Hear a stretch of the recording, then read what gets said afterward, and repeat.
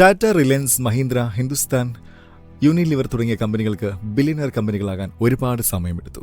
എന്നാൽ YouTube, Snapchat, Instagram, TikTok തുടങ്ങിയ social media കമ്പനികൾ വളരെ കുറച്ച് സമയം കൊണ്ട് തന്നെ ഇതേ നേട്ടം സ്വന്തമാക്കി. ഇതിനുള്ള കാരണം എന്താണെന്നറിയാമോ? അതിനുള്ള കാരണമാണ് അറ്റൻഷൻ എക്കോണമി. പണ്ട് ആളുകൾ കൃഷി ചെയ്ത് വരുമാനം ഉണ്ടാക്കിയിരുന്നു. അന്നത്തെ കാലത്ത് അഗ്രികൾച്ചർ എക്കോണമി ആണ് ഉണ്ടായിരുന്നത്. അതിനുശേഷം ആളുകൾ വലിയ കമ്പനികൾ നിർമ്മിച്ചും തൊഴിലുകൾ ചെയ്ത് പണമുണ്ടാക്കാൻ തുടങ്ങി. ഇതാണ് ഇൻഡസ്ട്രിയൽ എക്കോണമി. എന്നാൽ ഇന്നത്തെ കാലത്ത് അത് അറ്റൻഷൻ എക്കോണമി ആണ്. പണ്ട് കാലത്ത് പറഞ്ഞിരുന്ന ഒന്നാണ് കസ്റ്റമർ ഇസ് കിങ് എന്നത്. എന്നാൽ ഇന്നത് the one who is able to hold attention is the king ആയി മാറിയിട്ടുണ്ട്. ഈ പറഞ്ഞതിൽ ഒന്നും വിശ്വാസം തോന്നുന്നില്ലേ? എങ്കിൽ ഞാൻ പറയുന്നത് പോലെ ചെയ്യുക. ആദ്യം നല്ല രീതിയിൽ ശ്വാസം എടുക്കുക. അതിനുശേഷം 3 തവണ കൈയടിക്കുക. അതിനുശേഷം 3 തവണ കണ്ണ് ചിമ്മുക. പിന്നെ 3 തവണ നിങ്ങളുടെ ചെവിയിൽ തൊടുക. പറഞ്ഞതൊക്കെ നിങ്ങൾ ചെയ്തോ? ഉത്തരം അതേന്നാണെങ്കിൽ നിങ്ങൾ തന്നെ പറയൂ, എന്തുകൊണ്ടാണ് ഇത് ചെയ്തത്? ഒരു മൊബൈൽ സ്ക്രീൻ ആണ് നിങ്ങളോട് ഇതൊക്കെ പറഞ്ഞത്. എന്നിട്ടും നിങ്ങൾ എന്തുകൊണ്ട് ഇതൊക്കെ ചെയ്തു? നേരത്തെ തന്നെ അപ്ലോഡ് ചെയ്ത ഈ വീഡിയോ തന്നെ നിങ്ങളെ കൊണ്ട് ഞാൻ ചെയ്യിക്കണമെന്ന് ആഗ്രഹിക്കുന്ന കാര്യങ്ങൾ ചെയ്യിക്കുന്നു. അതുകൊണ്ടാണെന്നറിയാമോ? കാരണം നിങ്ങളുടെ ശ്രദ്ധ ഇപ്പോൾ ഈ വീഡിയോയിലാണുള്ളത്. നിങ്ങളുടെ അറ്റൻഷൻ പണത്തിനേക്കാൾ കൂടുതൽ പ്രാധാന്യമുള്ളതാണെന്ന് നിങ്ങളെ മനസ്സിലാക്കാനാണ് ഞാൻ ഈ ഉദാഹരണം ഇപ്പോൾ പറഞ്ഞത്.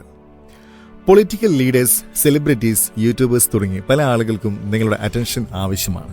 അതെന്തുകൊണ്ടെന്നാണെന്ന് അറിയാമോ? കാരണം നിങ്ങളുടെ ശ്രദ്ധ പിടിച്ചു പറ്റുന്ന ഒരാൾക്ക് പിന്നീട് നിങ്ങളുടെ സ്വഭാവത്തെ ഇൻഫ്ലുവൻസ് ചെയ്യാനും മാനിപ്പുലേറ്റ് ചെയ്യാനും സാധിക്കും. നിങ്ങളുടെ അറ്റൻഷന് വേണ്ടി ഇത്രയും ആളുകൾ പിന്നിൽ നിന്ന് നടക്കുമ്പോൾ നിങ്ങൾ തീർച്ചയായും ക്ഷീണിച്ചു പോയേക്കാം. അത് കാരണം നിങ്ങൾക്ക് പിന്നെ മറ്റു കാര്യങ്ങളൊന്നും ശ്രദ്ധിക്കാൻ സാധിക്കാതെ പോകാം. അതായത് നിങ്ങളുടെ ഫോക്കസ് വളരെയധികം കുറഞ്ഞു പോകുന്നു. ഒരു പഠനം പറഞ്ഞ കാര്യമാണ്, ഒരു സൈറ്റ് ഓപ്പൺ ആവുന്നതിന് 2 to 3 സെക്കൻഡുകൾ താമസിക്കുകയാണെങ്കിൽ ആളുകൾ അത് അടച്ചു വെക്കാറാണ് പതിവ് എന്നത്. ആമസോണിന്റെ റിസർച്ച് പറയുന്ന കാര്യമാണ്, അവരുടെ സൈറ്റ് ഓപ്പൺ ആവുന്നതിന് 1 സെക്കൻഡെങ്കിലും ലേറ്റ് ആവുകയാണെങ്കിൽ വർഷത്തിൽ അവർക്ക് $1.6 ബില്യൺ നഷ്ടമാണ് ഉണ്ടാവുക എന്നത്. ഇതിലൂടെയെല്ലാം നാം മനസ്സിലാക്കേണ്ടത്, ഇന്ന് ഫോക്കസ് ഇല്ലാത്ത ഒരു ഡിസ്ട്രാക്റ്റഡ് ലൈഫാണ് നമ്മൾ എല്ലാവരും ജീവിക്കുന്നത്.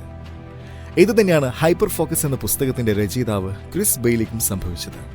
അദ്ദേഹത്തിന് ജീവിതം മുഴുവൻ ഒരു സ്ക്രീനിൽ നിന്നും മറ്റൊരു സ്ക്രീനിലേക്കുള്ള യാത്ര മാത്രമായിരുന്നു. രാവിലെ ഉറക്കമെണീറ്റ ഉടനെ ഫോൺ നോക്കുകയാണ് അദ്ദേഹം ചെയ്തിരുന്നത്. അതിനുശേഷം റീലുകൾ കാണുമായിരുന്നു. ഭക്ഷണമുണ്ടാക്കുന്ന സമയവും അദ്ദേഹം ഐപാഡിൽ എന്തെങ്കിലുമൊക്കെ കണ്ടുകൊണ്ടിരിക്കുമായിരുന്നു.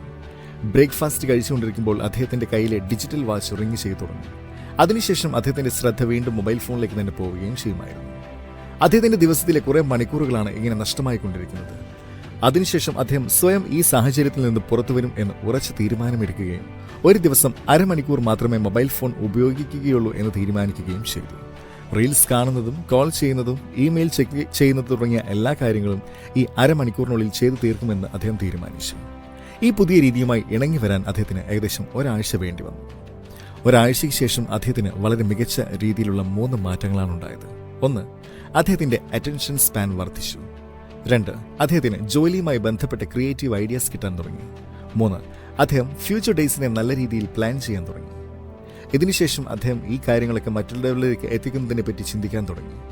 എങ്ങനെ നല്ല രീതിയിൽ ഫോക്കസ് ചെയ്യാം എന്നതുമായി ബന്ധപ്പെട്ട് റിസർച്ച് ചെയ്തു. ലോകത്തിലെ ടോപ്പ് ഫോക്കസ് എക്സ്പേർട്ടുമായി സംസാരിക്കുകയും അതുമായി ബന്ധപ്പെട്ട പല ആർട്ടിക്കിൾസ് വായിക്കുകയും എന്തിന് അദ്ദേഹം ഇതേ ടോപ്പിക്കിൽ 25,000 വാക്കുകൾ എഴുതുകയും ചെയ്തു. ആ പഠനത്തിൽ നിന്നുള്ള മികച്ച കാര്യങ്ങളെ പറ്റിയാണ് ഞാൻ ഇന്ന് നിങ്ങളോട് പറയാൻ പോകുന്നത്. അതിൽ ഏറ്റവും ആദ്യത്തേതാണ് എംപ്രസ് ബോർഡം. 24/7 നമ്മൾ നമ്മുടെ ബ്രെയിനിനെ സ്റ്റിമുലേറ്റ് ചെയ്തുകൊണ്ടിരിക്കാനുള്ള ഒരു കാരണമാണ് ബോർഡം.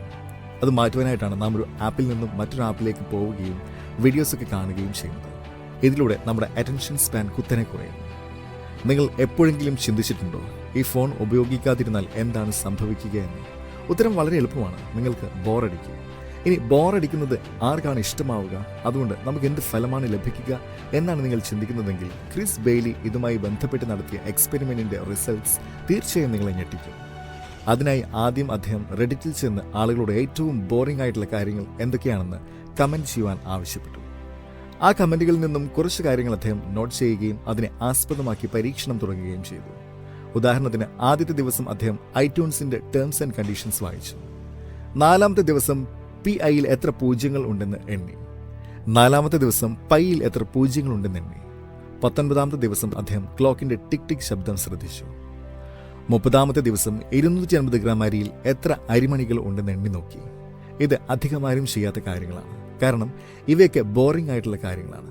എന്നാൽ 1 മാസം വരെ ഇത്തരത്തിലുള്ള കാര്യങ്ങൾ ചെയ്തതിലൂടെ ക്രിസിന് മനസ്സിലായ ഒരു കാര്യമാണ് അദ്ദേഹത്തിന്റെ അറ്റൻഷൻ സ്പാൻ ഒരുപാട് ഉയർന്നു എന്നത്. അതായത് അദ്ദേഹത്തിന് പെട്ടെന്ന് കാര്യങ്ങളിൽ ഫോക്കസ് ചെയ്യാൻ സാധിച്ചു. ചുറ്റുപാടും ഡിസ്ട്രാക്ഷൻസ് കുറവായിരുന്നു എന്നതല്ല ഇതിനുള്ള കാരണം, പകരം ബ്രെയിനിലെ സ്റ്റിമുലേഷൻ കുറവായിരുന്നു എന്നതാണ്. ഓട്ടോ പൈലറ്റ് മോഡിൽ ജീവിക്കുന്നത് നിർത്തി ബോർഡം സഹിക്കാൻ പഠിക്കണം എന്നാണ് എഴുത്തുകാരൻ പറയുന്നത്. അധികം ഫോൺ ഉപയോഗിക്കാതെ തന്നെ നിത്യജീവിതത്തിലെ കാര്യങ്ങളൊക്കെ ചെയ്തു തീർക്കുക. ഫോൺ ഉപയോഗിക്കാതെ തന്നെ നിങ്ങൾക്ക് സമാധാനത്തോടെ ജീവിക്കാൻ സാധിക്കുന്നുണ്ടെങ്കിൽ നിങ്ങൾ തീർച്ചയായും നിങ്ങളുടെ ലക്ഷ്യം നേടുന്നതാണ്. Number 2, increase focus by 58%. University of വെർജീനിയയിലെ സൈക്കോളജിസ്റ്റായ ടിമോത്തി വിൽസൺ പറഞ്ഞതനുസരിച്ച് ഹ്യൂമൻ ബ്രെയിനിന് ഒരു second 11 billions bits of information ആഗിരണം ചെയ്യാൻ സാധിക്കും. എന്നാൽ അതിൽ നിന്നും വെറും 40 ബിറ്റ് ഇൻഫർമേഷൻ മാത്രമേ പ്രോസസ് ചെയ്യുന്നുള്ളൂ. അതായത് നമ്മുടെ ബ്രെയിനിനും ഒരു ലിമിറ്റഡ് അറ്റൻഷ്യൽ സ്പേസ് ഉണ്ട്.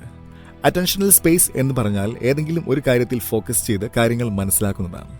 നിങ്ങളുടെ ബ്രെയിനിൽ അറ്റൻഷണൽ സ്പേസ് കൂടുമ്പോൾ നിങ്ങൾക്ക് കാര്യങ്ങളെ കൂടുതൽ എളുപ്പത്തിലും ആഴത്തിലും മനസ്സിലാക്കാൻ സാധിക്കുന്നു. ഒരൊറ്റ കാര്യം ചെയ്യുന്നതിലൂടെ നിങ്ങളുടെ ബ്രെയിനിന്റെ അറ്റൻഷണൽ സ്പേസ് 58% കൂടുന്നതാണ്.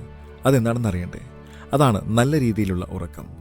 7 മുതൽ 8 മണിക്കൂർ വരെയുള്ള ഉറക്കം വളരെയധികം പ്രധാനമാണ്.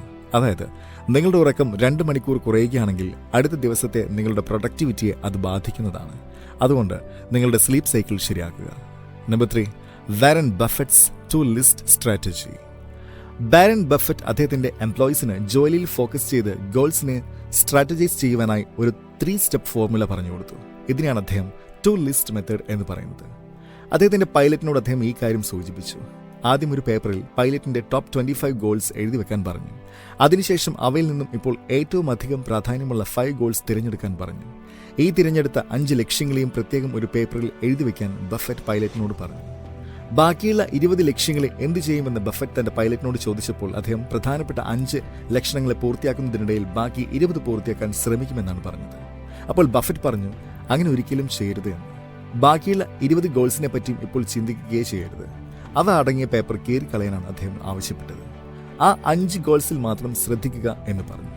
ഇതുകൊണ്ട് 2 ഗുണങ്ങൾ ഉണ്ടാകുമെന്നാണ് വാരൻ ബഫറ്റ് പറഞ്ഞത്. 1, എന്താണ് വേണ്ടത് എന്നതിനെപ്പറ്റി വ്യക്തമായ ഒരു ചിത്രം നിങ്ങൾക്ക് ലഭിക്കും. 2, യാതൊരുവിധ ഡിസ്ട്രാക്ഷൻസും ഇല്ലാതെ തന്നെ നിങ്ങൾക്ക് ഈ 5 ഗോൾസും അച്ചീവ് ചെയ്യാൻ സാധിക്കും. നിങ്ങളും ഇതേ മെത്തേഡ് ഫോളോ ചെയ്യുക. ഇത് നിങ്ങളെ ഫോക്കസ് ചെയ്യുന്നതിന് തീർച്ചയായും സഹായിക്കുന്നതാണ്. Number 4, scatter focus. ഒരു കാര്യം ശ്രദ്ധിച്ചിട്ടുണ്ടോ? മികച്ച ഐഡിയാസ് അവയെപ്പറ്റി ചിന്തിക്കുമ്പോൾ അല്ല, പകരം വെറുതെ ഇരിക്കുമ്പോഴാണ് ഉണ്ടാവുന്നത് എന്ന്. അതായത് the art of doing nothing എന്ന് വേണമെങ്കിൽ ഇതിനെ പറയാം. അതിലൊരു ഉദാഹരണമാണ് ന്യൂട്ടൺ പാർക്കിൽ വെറുതെ ഇരുന്ന് വിശ്രമിക്കുമ്പോഴാണ് ആപ്പിൾ വന്ന തലയിൽ വീണതും ഗ്രാവിറ്റിയെ പറ്റി ബോധോദയം ഉണ്ടായത്. ഇനി ന്യൂട്ടൺ മരത്തിന് കീഴിലിരുന്ന് യൂട്യൂബ് വീഡിയോ അല്ലെങ്കിൽ റീൽസ് കണ്ടുകൊണ്ടിരുന്നെങ്കിൽ ഇത് സംഭവിക്കുമായിരുന്നു. എഴുത്തുകാരൻ പറയുന്ന ഒരു കാര്യമാണ് ദിവസത്തിൽ ഒരിക്കലെങ്കിലും സ്കാറ്റർ ഫോക്കസ് ചെയ്യാൻ നിങ്ങൾ പ്രാക്ടീസ് ചെയ്യണം എന്നുള്ളത്. വാക്കിംഗ്, തുണി കഴുകുക, ഭക്ഷണം ഉണ്ടാക്കുക തുടങ്ങി എന്ത് വേണമെങ്കിലും ആകാം. ഇത്തരത്തിലുള്ള ആക്ടിവിറ്റീസ് ചെയ്യുമ്പോൾ നിങ്ങളുടെ ബ്രെയിൻ ഡോട്ട്സ് കണക്ട് ചെയ്യുകയും മുന്നോട്ട് എന്ത് വേണം എന്നുള്ളതിനെ പറ്റി ചിന്തിക്കുകയും ചെയ്യുന്നു. അതുകൊണ്ട് ഫോൺ ഉപയോഗിക്കാത്ത ഒരു നിശ്ചിത സമയം നിങ്ങൾ സ്വയം കണ്ടെത്തേണ്ടതാണ്.